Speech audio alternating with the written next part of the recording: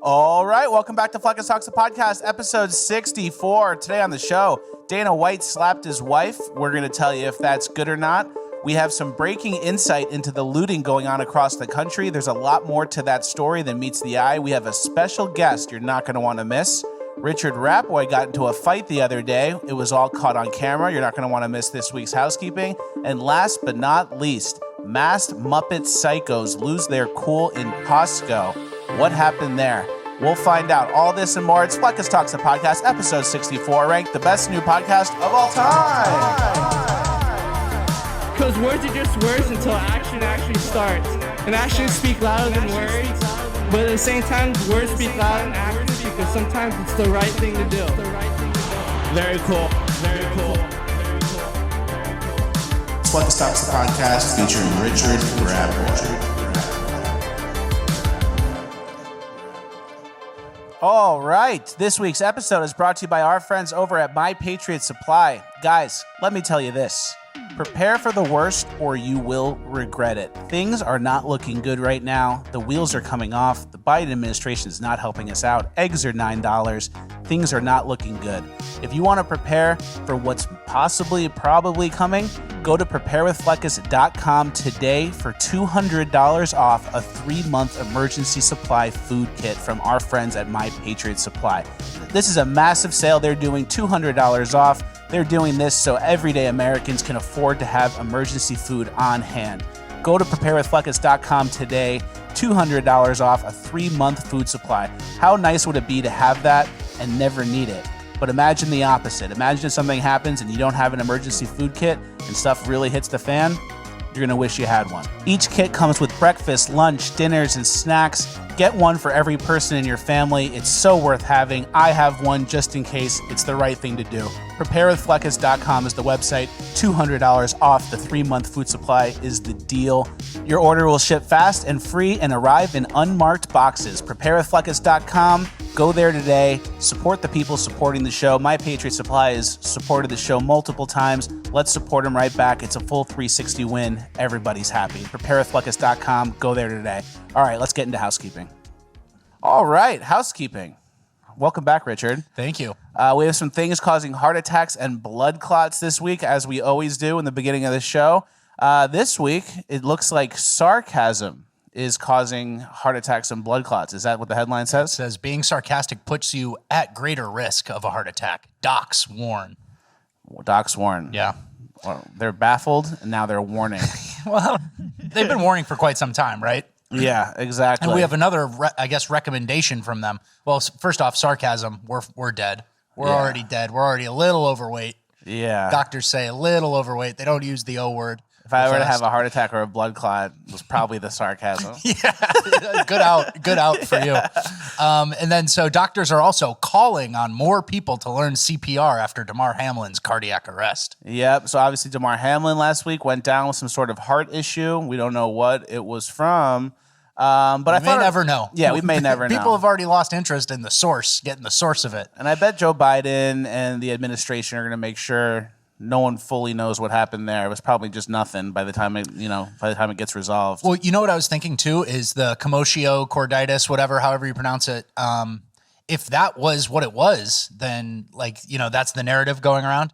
Then he can never play again, right? Yeah. Because if a little hit like that wasn't even a major hit, so he really can never play again. Yeah, something weird.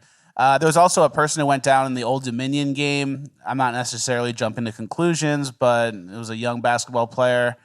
Went down, grabbed his chest, ended up being fine, went home with the team, all good after that. But lots of sports people going down, a little more than usual. Mm-hmm. And doctors are now recommending, believe it or not, I guess we could trust the doctors in this case, they're recommending people learn CPR. Mm-hmm. So I think on the show, we're not going to give any ever financial advice or health advice. But I think we can give kind of a back-of-the-napkin description on how CPR works. Richard Ratboy, you want to take that one? Yeah, so the only thing I know is that you want to do CPR, the chest compressions, and you have to be strong with it. What do they call it? The xiphoid process? Is that little middle bone right here? The xiphoid process? Yeah. Look to me I have to look that up. to confirm xiphoid process. I remember some obscure medical term like that. We can go a little more back of the napkin. Yeah. Xiphoid process. The cartilaginous section at the lower end of the sternum, which is not attached to any ribs. So you go there and you start hammering. Pretty strong too, like hammering. And they say you do it to the beat of dun, dun, dun, dun, staying alive, which is fitting. Leg kick. Double dream hands. There's other moves. And you do that, you do a little routine until someone with the badge shows up and they take over. Yeah, exactly. And there's no need for mouth to mouth anymore, I heard. Yeah, they took that out. They took out mouth to mouth. Like when we grew up, mouth to mouth was like, you get this, you tip the thing, you clear the airway. And so they reduced it to one step for you mouth breather Gen Zs out there, I guess. Yeah, which is good because a little less gay. Yeah, That was a little gay. It's like kiss the dead guy. He's dying already as it is. You're gonna make out with him. Last thing he remembers is me, my beard on his face. Yeah, I'm trying to save someone's life, not do some gay shit. So miss me with that. So thankfully we don't have to do that anymore. Hit the xiphoid process. Staying alive, and which is crazy that that's the song they chose, and it's literally staying alive. People don't talk about that enough, but easy to remember. Yeah, easy shit. You can add your own twist to it, you know? Once you get the basics down. A spin, and then you come back. Yeah, well, now everyone knows. And if anyone tries this and it doesn't work, obviously we're not liable for any sort of suing. This wasn't advice, but everyone should kind of have an idea of what to do if they need to be the one to do it, because for some reason people are going down with heart attacks and blood clots lately. Have you ever administered any sort of medical care, any sort of emergency situation stuff? Have you ever done No, not to anyone else. I've had like dislocated fingers I've pulled straight. I've had cuts, but nothing actual. Yeah, for sure. What about you? No, nothing. I almost had to do the Heimlich on someone once, but they were choking and it was a popsicle. It was like a little kid thing. It was a popsicle, so it just melted. That's good. No big deal. But there was a news anchor that just fainted recently too. We're not going to jump to any conclusions or guess what happened there, but here it is playing in the background, and she's kind of going.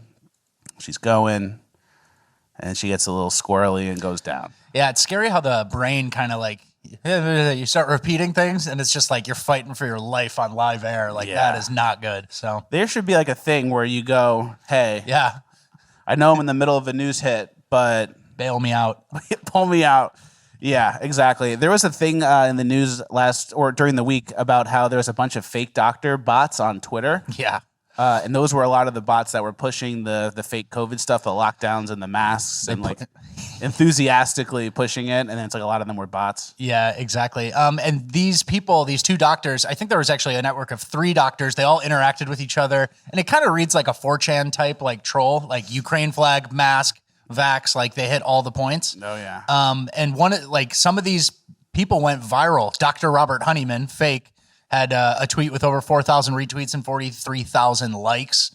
And they're just making shit up. Sad to announce that my husband is a guy. My husband has entered a coma after being hospitalized with COVID. It's like AI fan fiction about like what the left thinks. Yeah. And so this article, it's really funny. It goes, but Honeyman wasn't real. And then it's like they used a stock image called like smiling, happy, handsome Latino man outside. And then one of them was just an insurance broker from Indiana, from Fort Wayne. So it's like, they're like, this guy's not online enough. He does old school phone calls. We'll just use him. We can launder his body. Exactly. His skin suit for COVID propaganda. So, and yeah, they were urged caution about COVID-19. They were part of a network of at least 4 fake accounts that touted their ties to the LGBTQ plus community. So they were really intersectional here. Very intersectional. So good to see, all those Russian bots, but these are real bots. Yeah, exactly. These are real bots. And there's a lot to do with the discourse, the public discourse we have. A lot of times it's bots. And people think there's some sort of consensus, like Hillary Clinton will tweet something, it'll get 6,000 retweets, and it's like 4,900 of those retweets are fake bots because no one cares about Hillary Clinton. Yeah, absolutely. So it's like once we get that sorted out, I think we'll kind of realize who really thinks what, and we'll realize the numbers aren't as out of hand as we think. We're not as much of an underdog as the public what's it called? The public consensus makes us feel like we are. Yeah, especially online. Like, Yeah. there's a reason Joe Biden visits a town and you see 50 MAGA people out there ready to welcome him with heckles, and no real people go. Isn't that weird? That's how it goes. Yeah. It's astroturfing, right? Yeah. Hold on. I want to read one more part from this article just because I was kind of reading this, researching for the pod, and I thought this was a hilarious sentence. You know, back when we were obsessed with monkeypox and like we were the only ones talking about it, right? The pod, you called it? What? You call it the pod? The pod? You said the researching for the pod. Yeah. I guess you caught me. I was trying to speak quickly and get to my point, but you want to talk about the pod. Yes, that's pod short for podcast. All right. I just didn't Don't know. put me on blast. I'm trying to get to a point. All right. Make the point. Now I don't want to. Robert. So, all right, here's just a paragraph. Robert, it goes, I'm listening. One of the fake doctors. Robert wrote openly about suffering from MPX, an infectious disease that caused San Francisco to declare a state of emergency earlier this year. And I go, what? What's that? I missed this. MPX. But no, the only thing that caused San Francisco to cause an emergency was monkeypox. So they've rebranded monkeypox to MPX because, I don't know, some monkey connotations. And then later in the paragraph, it goes, San Francisco had to declare an emergency early this year and had largely spread amongst the men who have sex with men. So it was a nice throwback to our monkeypox days, the men who have sex with men community. And the monkeypox term is done. It's MPX now because I guess they're scared people think gay people look like monkeys. I don't know, but I'm not here to explain it. I'm just here to report it. Right? All right, moving on. We're out of the COVID stuff. We're still in housekeeping. We have 3 pages of housekeeping. So get excited for that. Yeah. Richard Ratboy kind of had a tough week this week. I don't know if you guys have been keeping track with my Instagram stories, but unfortunately, a few days ago, Richard had his first wipeout on his mini bike, and we have it on video. By my calculations here, I am done riding for the day. Are you all right? Yeah, I'm good, man. And for the I'm record, good. he can do a wheelie. I've seen him do a wheelie. But he kind of just went a little too far. Luckily, it was in the grass. There's his head with the glasses. Looks just like him. But that actually wasn't the worst part of his week. He had another incident. Hey, my legs aren't fat like that, for the record. For the record. His legs aren't fat like that. And then next. Where's the fight? Richard Ratboy got into a fist fight. Let's see. Oh, there you are. Which one am I? I didn't realize there were 2 of you. You got in a fight with yourself? Oh, yep. You're the one with no mask on. Okay, You're good. based. That's what I thought. So yeah, sorry. I'm glad you're okay. Thank you. What is this fight? How did these two get into a fight? That's a good question. I don't know. We may never Something know. very primal happens when you're that big and there's someone else that big. Yeah, it's like an on-site type thing. A guerrilla. It's like a guerrilla territory type It's thing. an on-site type thing. Jerry, we're filming the pod. Hey, relax. We're shooting the pod. All right, next. Dan Crenshaw had a tough week. Dan was very sad. It looks like he's got some marks on his hand. Looks like maybe he's been punching holes in the wall. Yeah. The old drywall Monster Energy drink. 1-2 combo. Exactly. Oh, Dan. Oh, I just want to give all the money to Ukraine and wear mask in the photo. Yeah. Why is everyone being mean to me? Why are people trying to stop the money? I just want to give the money to Zelensky. Oh. And then the Dan Crenshaw apologists are coming to his defense saying, oh, it's eczema. So if it's eczema, let's get these open sores covered up. You're shaking a lot of hands. Let's have some respect. Yeah, let's not flake on anybody. Yeah. I don't know what eczema really is, but... All right, moving on. This week was a big week for squirts for me. Got a lot of squirts this week. We went thrift shopping last weekend with Typical Liberal and his wife and Chinese Donut Boy. There was a sign that Chinese Donut Boy sent me that I was determined to get. It was this Asian Health Club sign. It's got neon lights on it. It's 5 feet by 8 feet. I saw that and was very determined. Richard Ratboy knows this about me. I get kind of something in my mind, something I focus on, and it's like a take my money situation. Yeah, it's manic spending. Like, I need XYZ and I'll do anything to get it. Basically the flight situation that we had last week where you bought multiple tickets and like Jeff Bezos doesn't even do that type of thing. Yeah. And like Jeff Bezos, if he does, he has an assistant at the end who gets a refund for him. So yeah. So I went you can't hard. be doing that, right? Yeah. Okay. I went hard. I really was focused on the Asian Health Club sign. I showed up with $700 cash in my pocket, And I go to the lady, hey, is the Asian Health Club sign still for sale? And she goes, oh, it just went out the door. I said, how much did you sell it for? She said $300. Wow. So that cooks my brain. That ruins things for me. Well, you know what about that sign, right? Like Asian Health Club, that type of place will never exist again. There will never be another Asian Health Club sign like that. So, and what kind of sick fuck bought that? Someone like you. No one opening an Asian Health Club. I know that. I'm trying to hold history. It's pure decoration. Yeah. Oh, man. Can you imagine? I'm still in the market for it, so keep an eye out. I also went to a bunch of other thrift places. Everything I wanted, the people who worked at the store said, oh, that's actually not for sale. There was a McDonald's flag that was like 30 feet by 40 feet, the biggest flag I've ever seen. And I'm like, how much for that? And they're like, oh, that's the only thing that's not for sale. And then there was like this triple seat, like these leather blue seats that were blue. Like a dental office waiting. Yeah, seats, dental office, airplane seat looking thing, like for like in the lobby. And I was like, hey, how much is that triple leather seat? And they're like, oh, that's what people sit on when they're trying on shoes. Yeah, right. Let's make a deal. Yeah. So I got reverse squirts on that, but it's good to be out in the market looking for stuff. I ended up buying some stupid thing. I don't even know who. I got an autograph from Michael Vick's cousin or something. Michael Vick's cousin autograph, yeah. It was on a Macy's picture, which I thought was pretty funny. But then I got my real squirts. I was looking for squirts, didn't get the Asian Health Club signed squirts, but then I got some real squirts, and I'm going to just announce it now. Fleccas Talks, the podcast, sponsored their first artist. Our first artist, Anouk Atitawan. He's a very talented singer. I believe he's from the Philippines. He lives in Italy. He does a ton of songs. You may have seen him go viral for the chestnuts roasting on the open fire. Chestnuts roping on an open fire. Yep, exactly. He went very viral for that. Memes everywhere, all over TikTok. I tracked him down.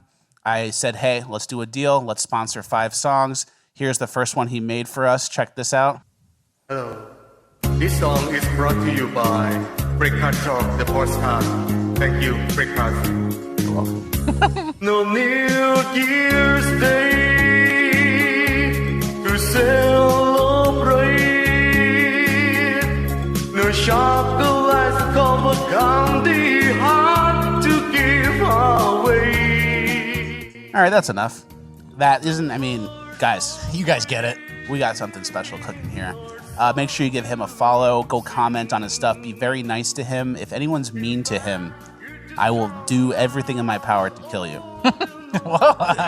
Is that Like bad? spiritually or something, right? Yeah. Non-violently. Emotionally. Non-violently, but I would not be being mean to Anouk. We just signed him as an artist, and we love him.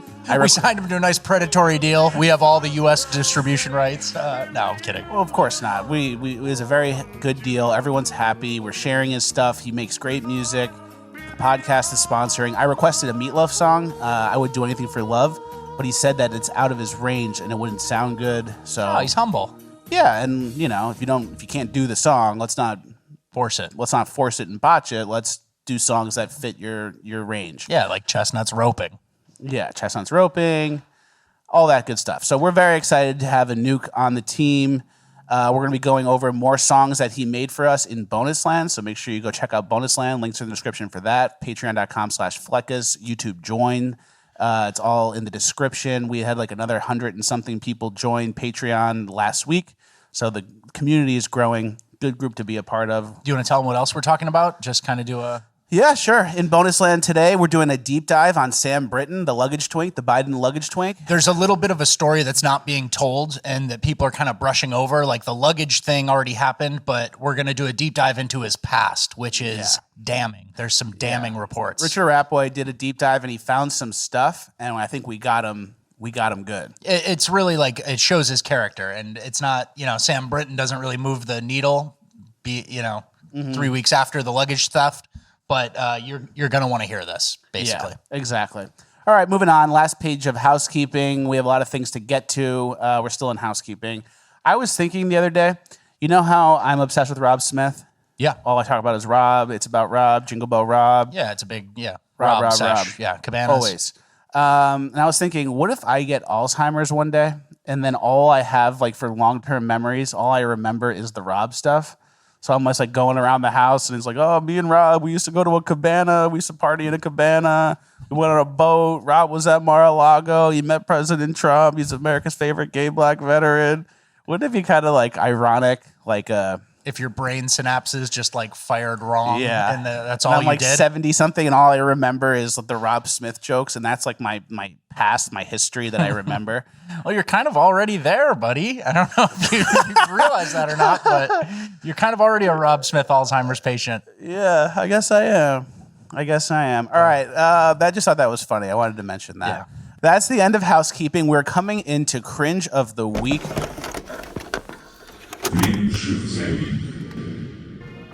Our first clip of Cringe of the Week is a fantastic one. It's very cringe. It's masked psychos in Costco losing their cool.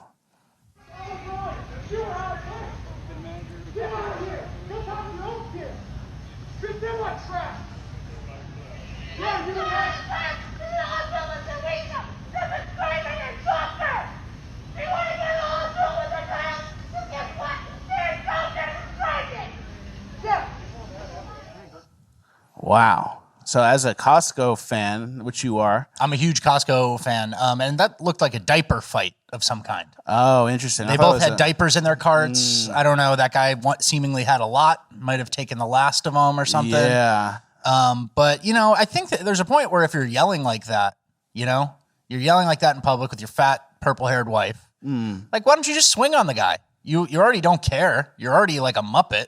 So why don't you let the guy duck your punch, knock you out, and walk out of Costco clean? Let him check the receipt, and that's it. Yeah, why not escalate? That's Walmart behavior. That's not Costco behavior. I will say that. I wore the Kirkland hoodie last week. You guys know where I'm at on Costco. I love Costco. And that type of street rat stuff, I wouldn't tolerate. So. Yeah. But that type of animosity, that 1v1 mad behavior that we saw there in Costco, I think that's kind of what's coming. I think the sides are kind of drawn right now. Well, we've already seen it, right? That kind exactly of died down a little bit. Like it's like I think it's going to be bubbling back up. Yeah. And like what we have is like the sides are drawn. You're either like a skeptical schizo, or you're like a mass Muppet, psycho compliant person. Yeah. And it's like that's kind of what we're up against. And it's unfortunate because our enemy isn't actually the mass Muppets. That's just our opposition. Our enemy is actually the powers that be. But they're so good at the game that they've positioned us against the other half of the country who's completely psychotic and compliant. And now we have These to would be pawns in that chess analogy. These would be pawns. Useful idiots. Yeah, whatever. And like that's what we're up against. And it's tough because even when you do go up against them and we win with our ideas and we win with the truth and say it takes 20 years, even when you get to that final place where you win, the powers that be brought in 60 million illegal immigrants. Good luck. Good luck. Your apartment complex is El Salvador now. Yeah, they're very good at the game. Even when you win, they're playing a longer game that you couldn't even think of yet. So that's kind of unfortunate. And one thing I will say is like these type of people, right? They're masked. They got the purple hair. They're very compliant. They hate to see someone else not being compliant. You know what I mean? It really irritates them in a different way. And they think they're so smart and we're so stupid. There was actually a clip of exactly that dynamic with Neil deGrasse Tyson. Check this out. Look how look at his body language. If I want to get an abortion, get an abortion. If I want to get the vaccine, I get to choose. So you can't force. If I can't force you to get an abortion, you shouldn't be able to force me to get. Because it's not about you.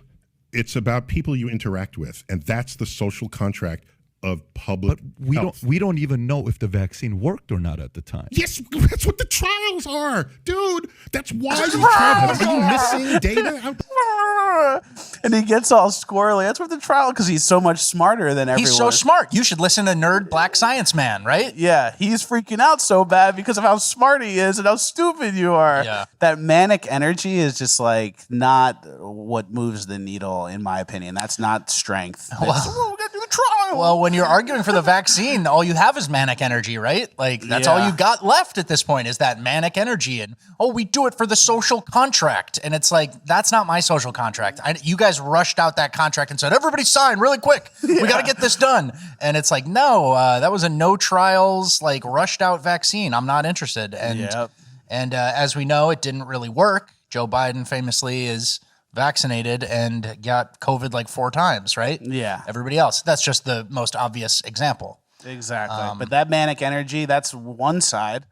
Or you could be on the other guy's side. That is Patrick Bet David is his name, I think. Yeah, I don't know that guy. He's smart and he's got good content. You could be on his side where he's just like calm and asking questions, or you can be on Neil deGrasse Tyson's side. We already told you. Look at the data that we're presenting. I'm so smart. You're so stupid.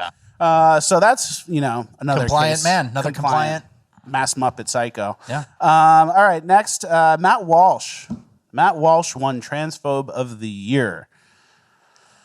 Yeah.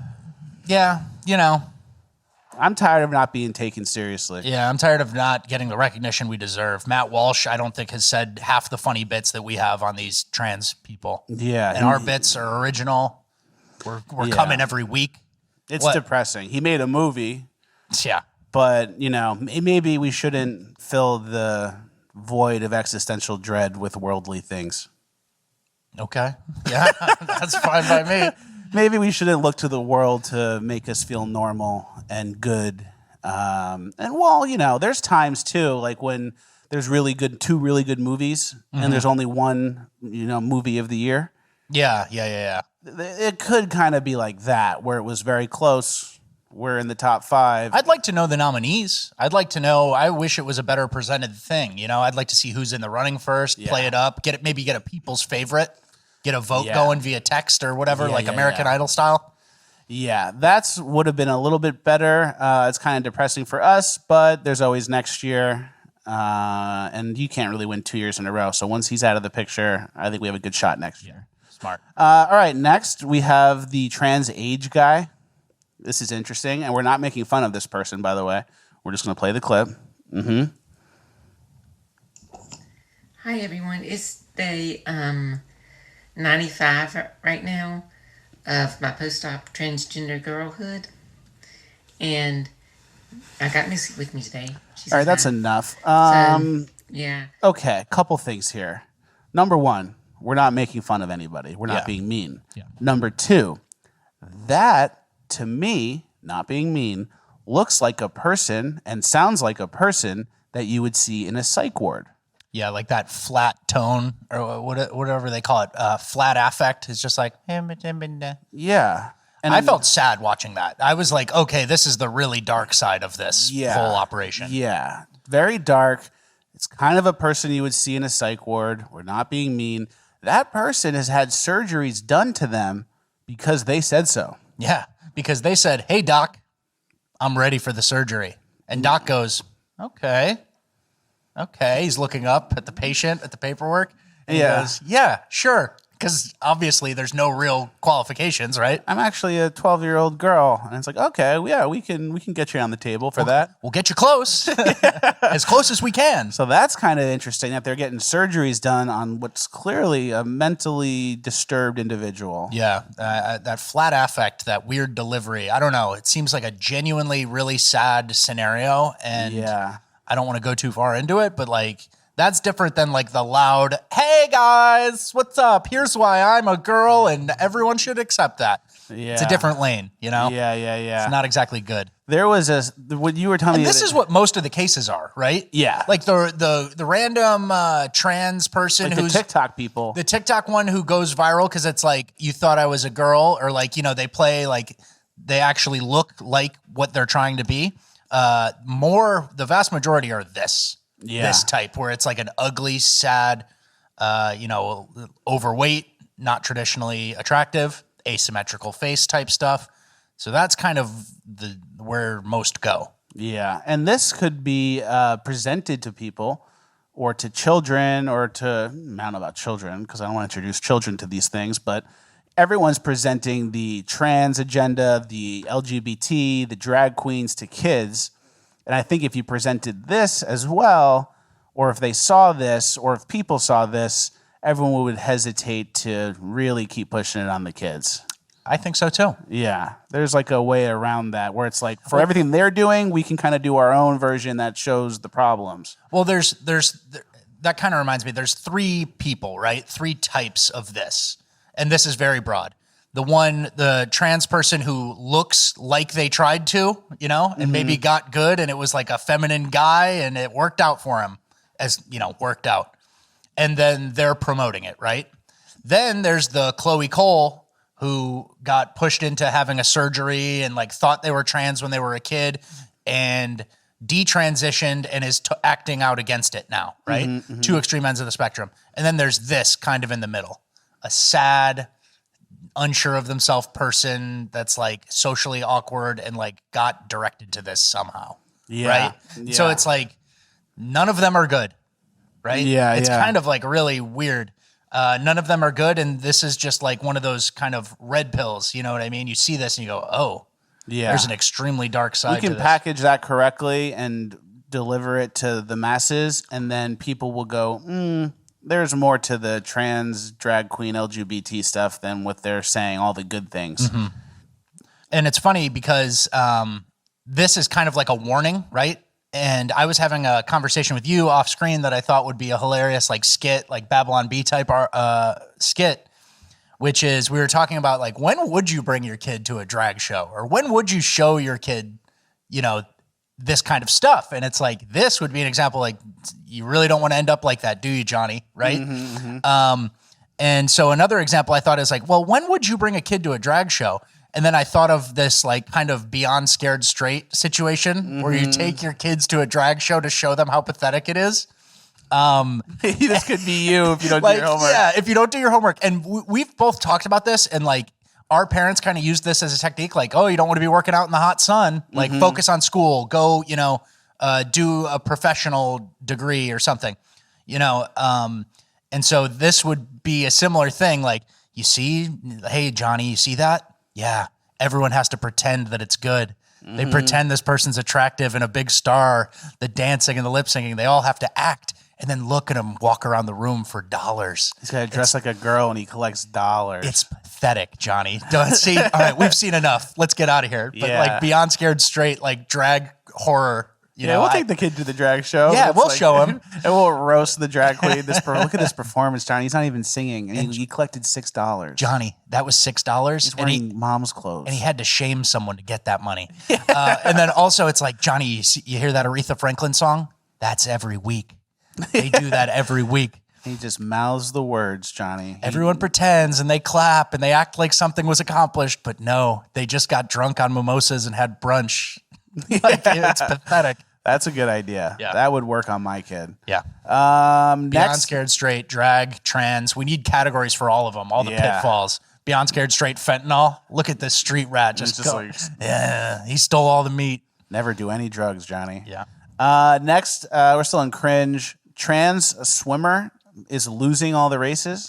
Yeah, we heard from a lot of callbacks this week, but transgender male swimmer struggling against new competition after earning All-American honors as a female. So it's a woman who was an All-American swimmer, and then she's becoming a man, and now she's at the bottom of the barrel. And we've talked about this person during the Leah Thomas heyday when all that was going on, because this was also an Ivy Leaguer. I think it's Yale I think it's Yale. Isn't that what Leah Thomas was? Leah Thomas was Penn and the yeah. reverse gender. So this is the gender that you lose when you go to the other one, so it doesn't get as much press. But the funny part is this article we're reading is from the New York Post, but it was from an op-ed that was published in the New York Times by this trans swimmer. So it's like, hey, you want to do an op-ed in the New York Times? Like how we were talking last week about privilege and whatever. So crazy. And then she's been getting smoked too. There was races where she finished. It was an 81 person race, and she finished like 79th. 79th. She finished in 79th place out of 83.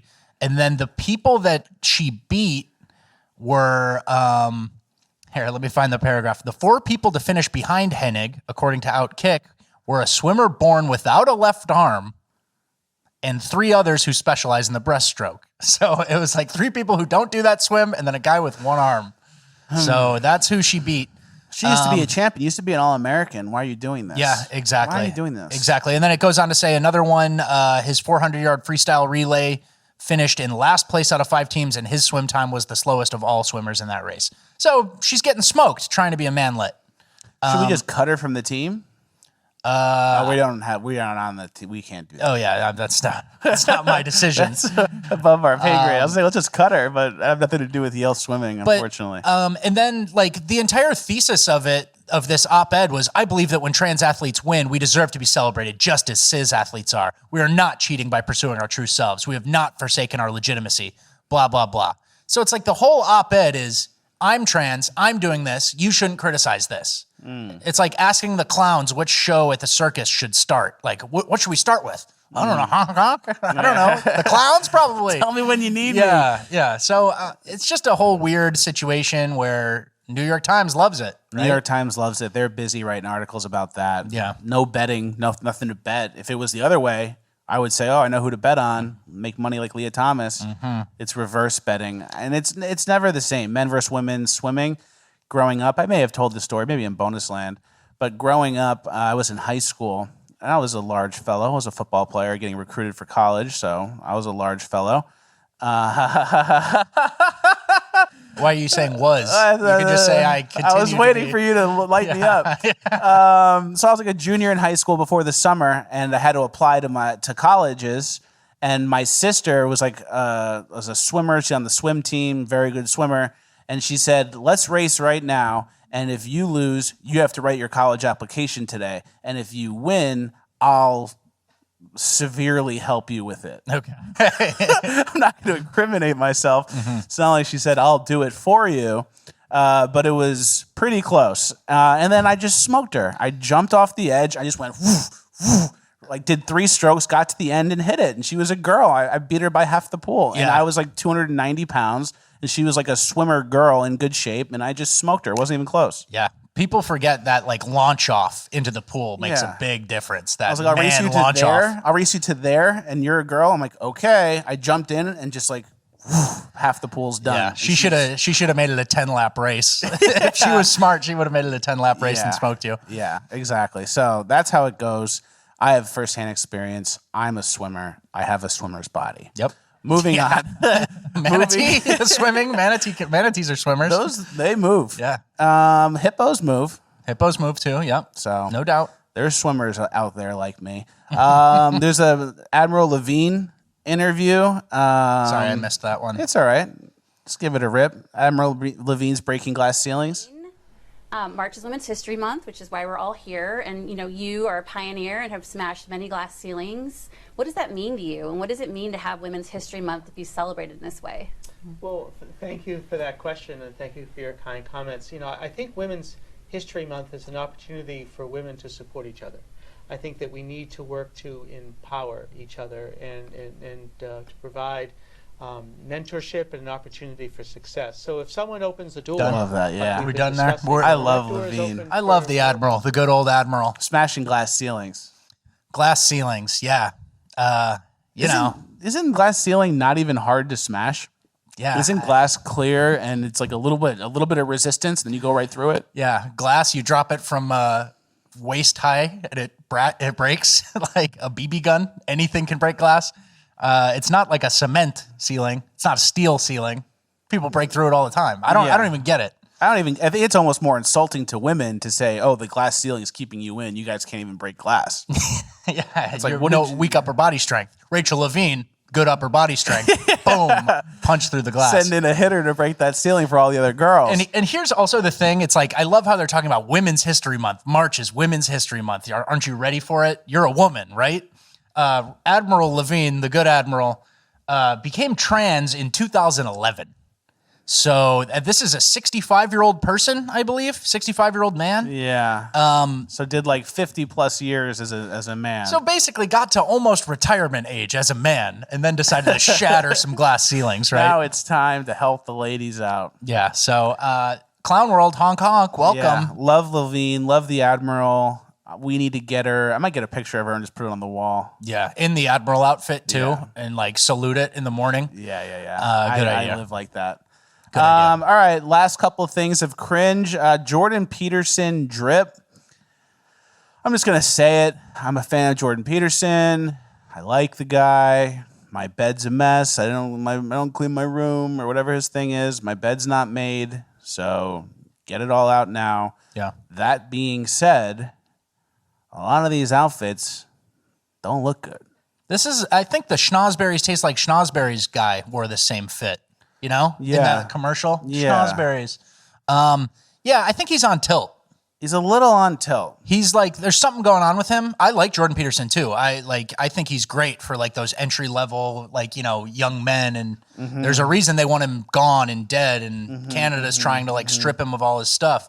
But I think he's on tilt. He's a little on tilt. Remember he was like doing the anonymous trolls stuff on Twitter? He's like, show your face, coward. And like stuff yelling like that. At, like people on Twitter. It's like people have the right to be anonymous. They can have an opinion that's anonymous. Like they don't need to put their face out there. And it's like if someone with an anonymous account says the N-word or something about Jews, it's like, show your face, coward. It's like, who cares? Let it ride. Let people do whatever. It's like, you know, like it's an anonymous person who's just trying to make people mad. He had the one outfit where it was two different color. It was like two different color suits. Yeah, like Joker shit. Split vertically. Don't goes good like that. Yeah, I don't like that. It's don't goes good like that.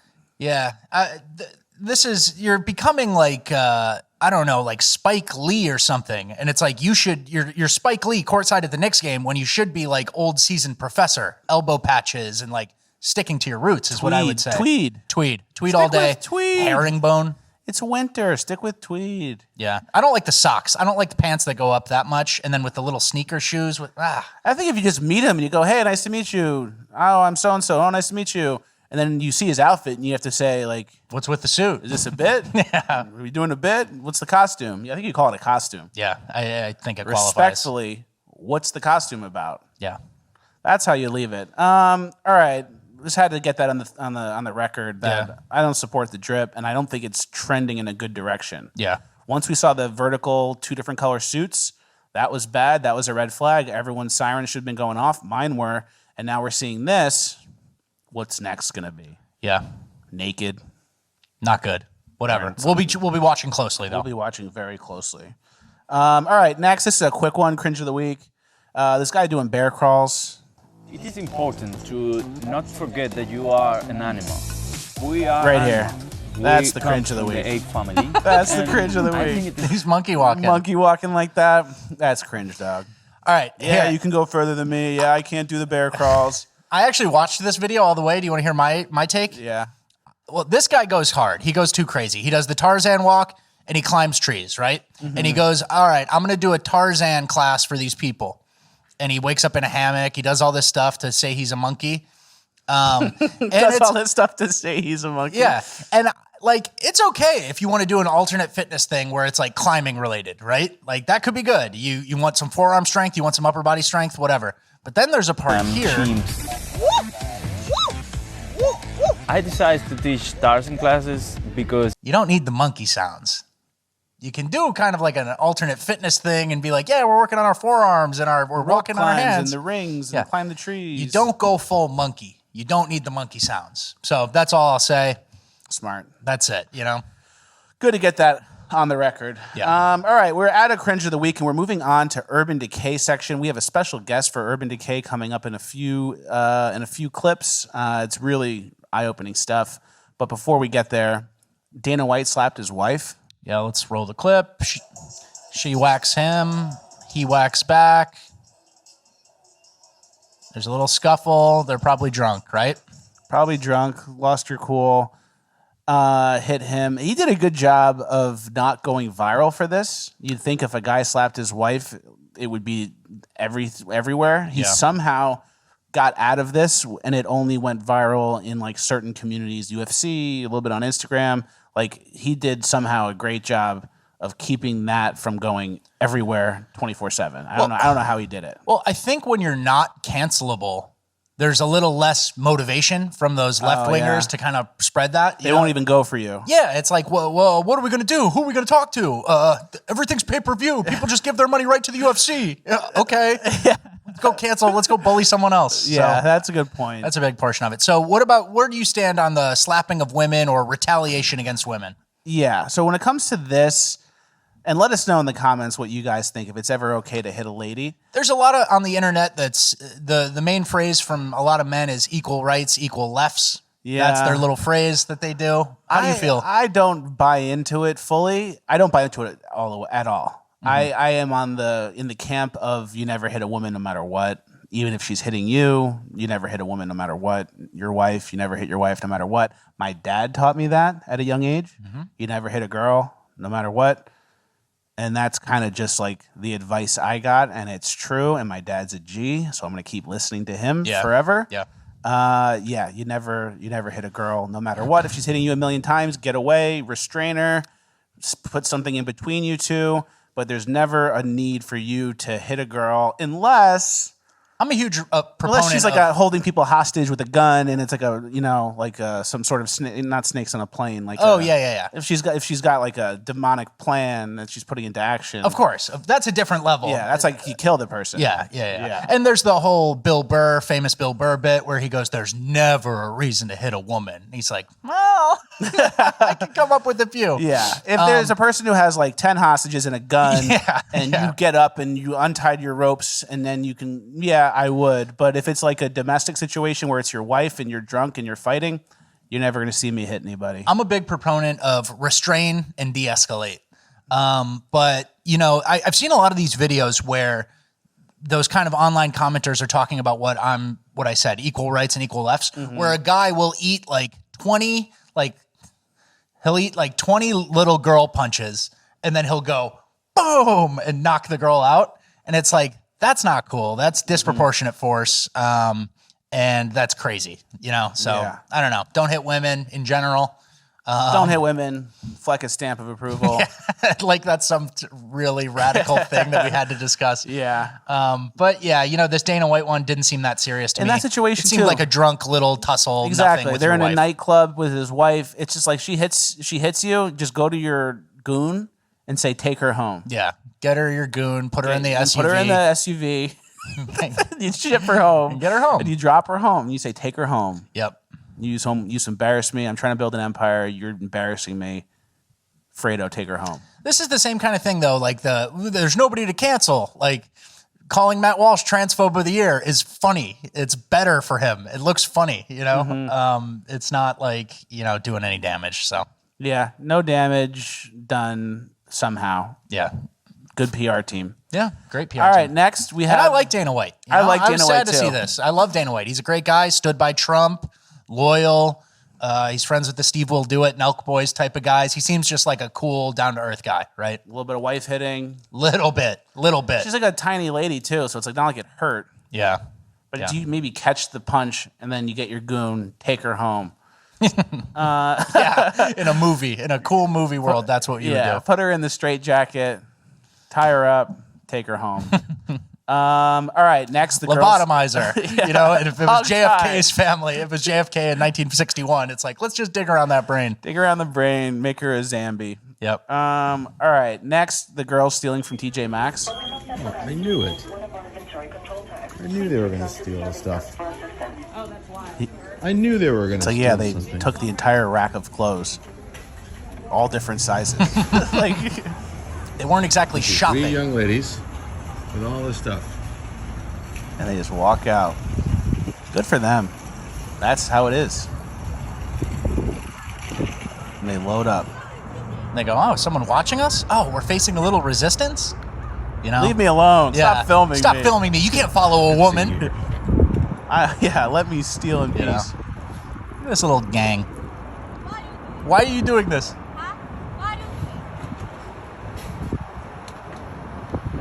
And she's from some other country, so she must be like, America's sweet. You just walk in, take what you want.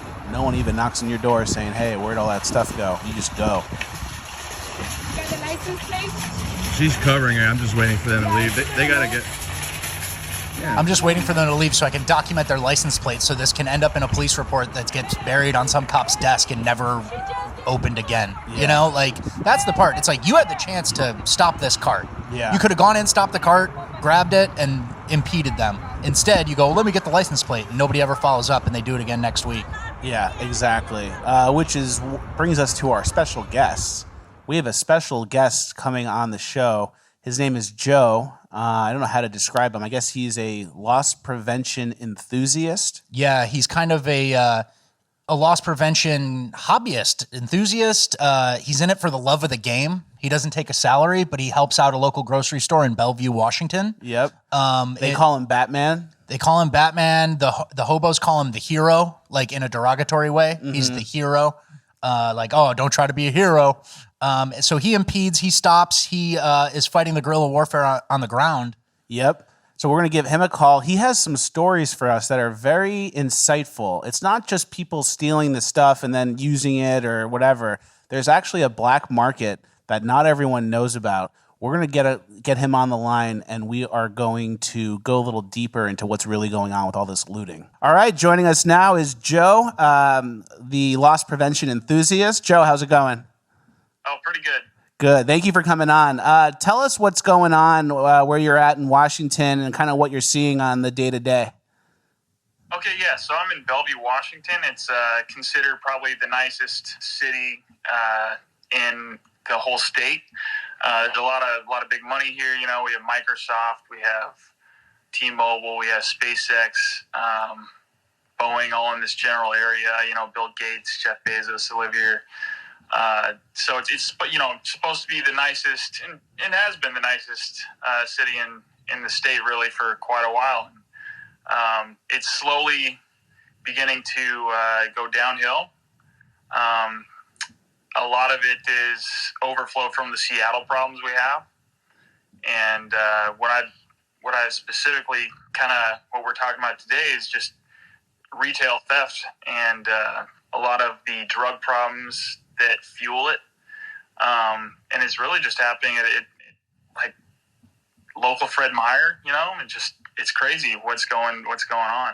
Yeah, definitely. And then when it comes to the looting and the theft, the retail theft, there's more to it than just people stealing what they want and, you know, using it afterwards. What's kind of like the black market? What's really going on with the black market there? Yeah, so we have a lot of guys that'll come over on the public transit from Seattle. They'll come and they'll do multiple runs a day. They'll load up on easily resellable goods like Tide Pods, detergent, frozen meats, shrimp, fresh beef cuts, and things like that. And, cases of beer. They'll take it and go straight back over to Seattle, and they'll sell it in the Chinatown district, or they'll go to 3rd and downtown. And it's just like an open black market for groceries. Is that exchange that they're doing? Is it people buying it with money, or I think you mentioned to me before about there's drugs as well involved. How does that work? Most of the time, it's a market, and their currency is fentanyl pills.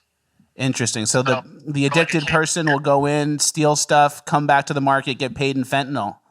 Exactly. So that's the whole reason that they'd rather get fentanyl than money. So they take the goods, they go to Seattle, and they'll get traded fentanyl pills for it. And this is organized then. This is very organized. Yeah. And then who are some of the buyers, and what are their motivations? So you have a lot of the food truck people, specifically like Mexican food trucks. They'll buy a lot of the beef cuts and the shrimp for pennies on the dollar. And they'll pay with either cash or fentanyl pills. A lot of it goes actually to Mexico.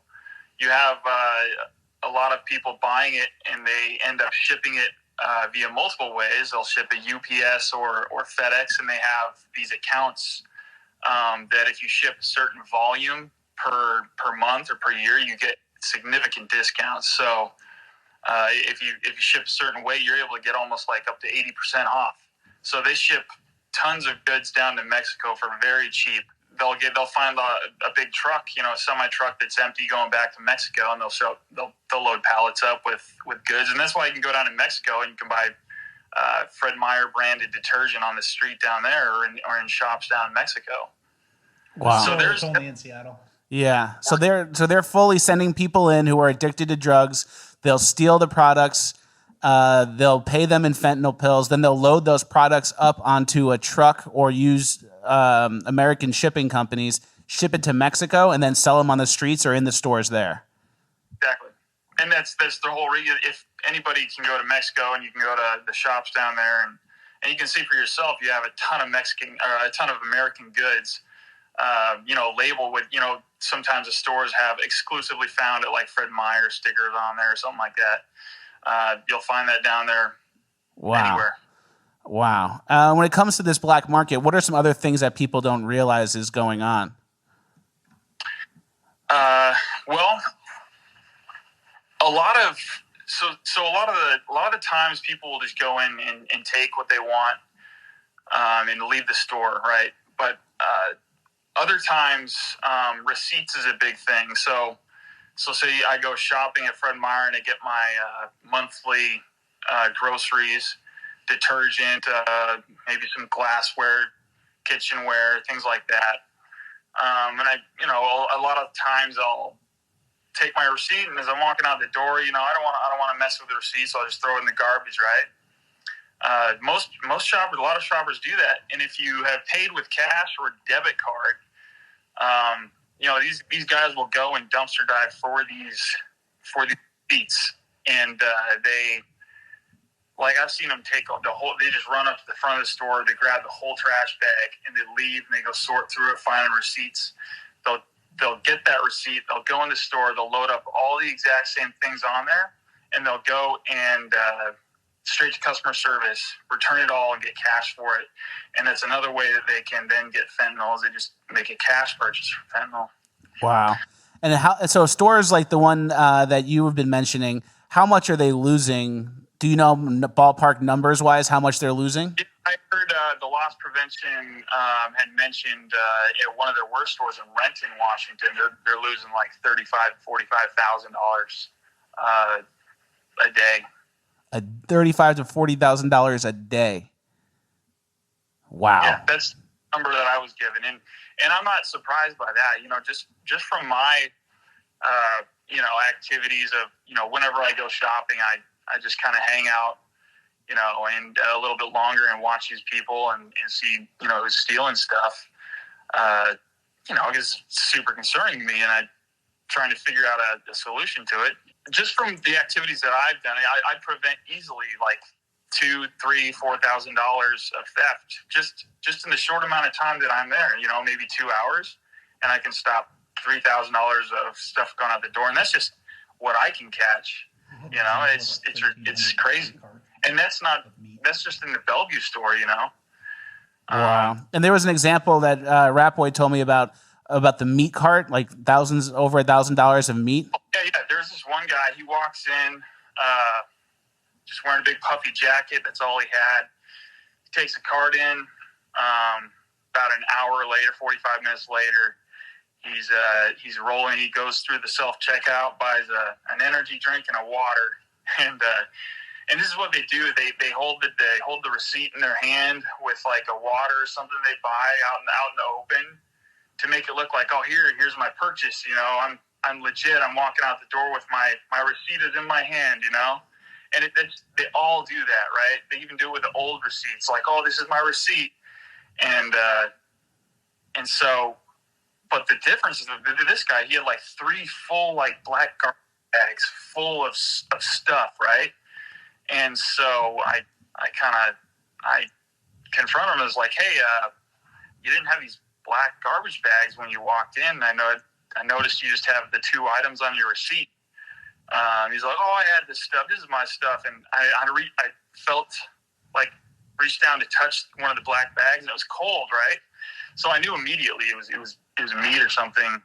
So I just took that bag off. I ripped it open. Meat just spills out everywhere. T-bone steaks. All of it were just T-bone steaks.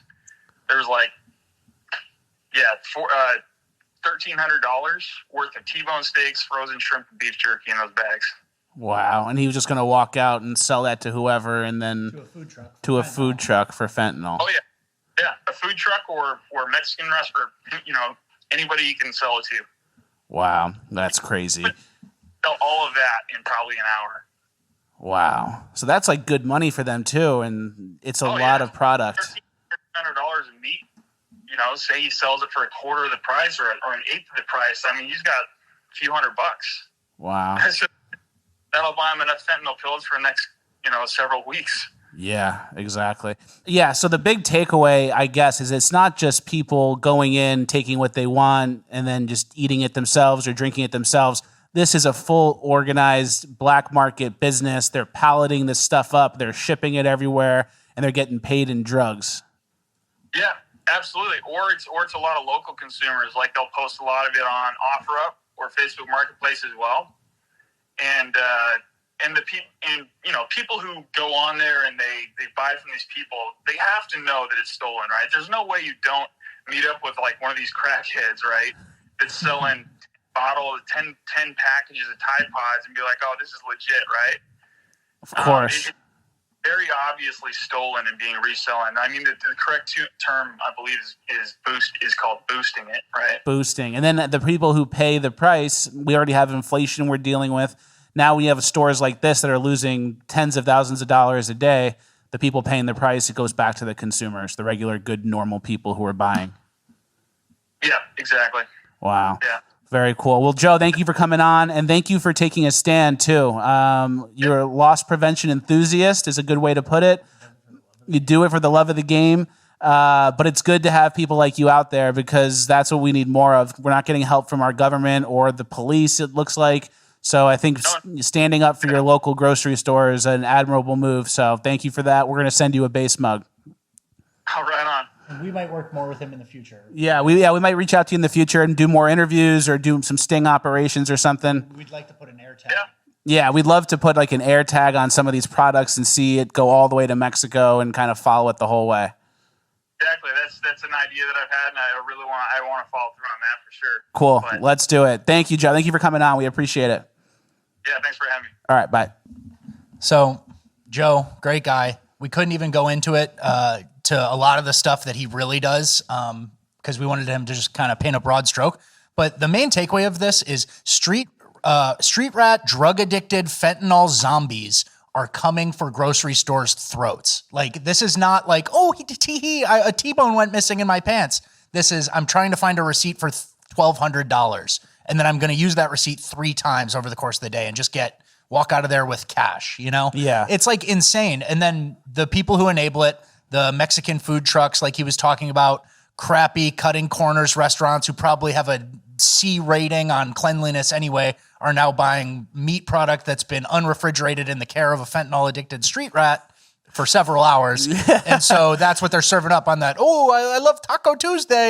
And then there's people above them, above the street rats, who are saying, hey, street rats, bring me steaks, bring me Tide Pods, bring me cleaning Starbucks, products, bring K-Cups. me everything. And then we'll pay you in pills, fentanyl pills. Mm-hmm. And then we're going to send that either locally and sell it, or we're going to send it on a truck to Mexico and like have a store in Mexico that's selling these American products. Exactly. And so a fentanyl pill that costs $5 to an end consumer probably costs 5 cents for a cartel or a manufacturer, right? Yeah. And so they're taking that 5 cents and they're bringing it, because you're addicted, we can get $20 worth of retail stuff and we'll say, here, it's a $5 fentanyl. That's what you get. And so it's like $20 of US retail stuff goes out the door for 5 cents that a Mexican cartel member, you know what I mean, pays for it. Exactly. So it's a whole business. And so it's just sickening, right? And the costs are obviously passed on to the consumer. We're already getting smoked. The police and, general stores' inability to do anything about this is definitely getting passed on to us, and it's, sickening, basically. Yeah. And this is not just happening in Seattle. It's happening in Portland. It's happening in San Francisco, Chicago, New York, anywhere you name it. And whenever you complain about it, now we see on the Nextdoor app, when you complain about it, now instead of saying, oh, it's a problem, you're right, this is so bad, they're saying, hey, let's not be disparaging to the homeless people. Yeah, so this is our next story. Nextdoor rolls out prompt to prevent post disparaging the homeless. It directs users to the platform's community standards and urges them to think before proceeding. And it shows this. Posting about homeless? Hold up, fam. Let that middle-aged man sleep outside your daughter's bedroom. Let that middle-aged man put up his tent right in that little creek area behind your house. So it's just insane. Like, your big tech is running interference for the street rats. It's like they want to export that San Francisco street rattery to all neighborhoods that use the Nextdoor app. It's coming. Well, We are moving on to Uplifting Gold. We're running out of time. We're running late today. Are we really? Yeah, I think we're over an hour. Honestly, we barely even scratched the surface of Joe. Like, he is doing so much more than we're talking about. He does it for the love of the game. He's confronting people. He's grabbing carts. He follows them. He documents. Like, he's a real Batman type. He's a real one. We like Joe. We love Joe. All right, we have some Uplifting Gold before the episode's done. We're going to move kind of fast because we are running out of time. First one, the fake gay guy. Yes. This is funny. For real, when the police coming folk and I feel like they behind me or something, I hit them with them. I hit them with the, or I throw the hand up too, cause bitch, I ain't going to jail. Hit him with the, hey, that's smart. I respect intuitive criminals, you know? Me too. It's our job to stop them, right? Mm-hmm. But I'm not even saying that guy's a criminal per se. He just doesn't want to get stopped. But I respect it. A smart technique there. And it's a good bit. You're doing bits in real life. Yeah. Whenever you can bring a bit to real life, that's squirts. And it has a real impact as well. Like, it actually helps. Yeah. Squirts. All right, next, this is good news for Richard Ratboy. There's a new big titty lady going around. Yes, this is something for you to get excited about.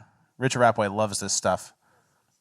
I love that little like smile and pose. Like, I'm owning it. Hey, boys. And this is actually someone who's been on my radar for a while. Watcher of the show, Yerba Negra. She's been sending me this guy because she lives in that same town, right? And so I have a little backstory of it.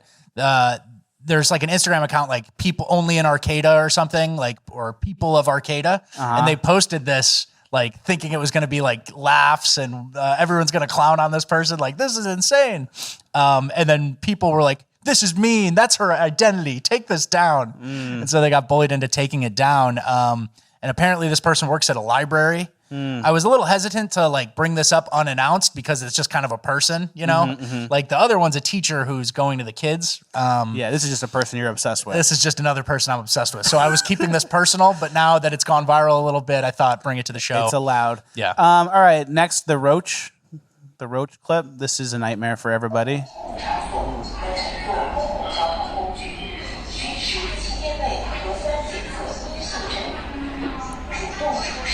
Ugh.